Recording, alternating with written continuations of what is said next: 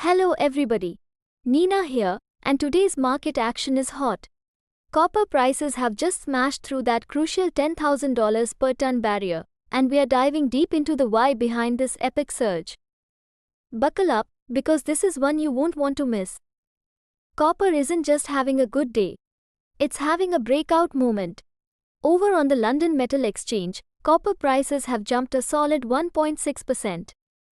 That's huge. And in Shanghai? Even bigger gains, with copper contracts up over 1%. What's driving the copper craze? Dollar weakness. The US dollar is taking a breather, and that's always good news for commodities like copper. When the dollar falls, it makes metals cheaper for buyers using other currencies, driving up demand. China's back in the game. If you haven't heard, China's economy is showing some serious signs of life. Factories are humming, the service sector is booming, and all that activity needs a lot of copper.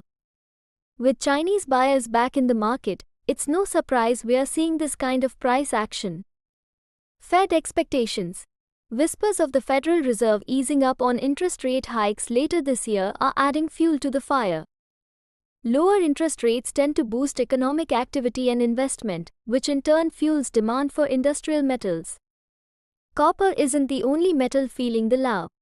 Aluminium, nickel, zinc, tin, and even lead are all in the green today. This is a broad-based rally that's telling us something important: the global economy might just be on the upswing. What this means for you, whether you are a seasoned investor or just starting out, this copper surge is a big deal. It signals potential opportunities in the metals sector, but it's also a reminder that understanding global economic trends is key to successful investing. So there you have it, folks. Copper is on fire, and it's not showing any signs of slowing down. Stay tuned to Ajayasthromoney Guru for more in-depth analysis and insights as this story unfolds. Remember to like, subscribe, and hit that notification bell so you never miss an update.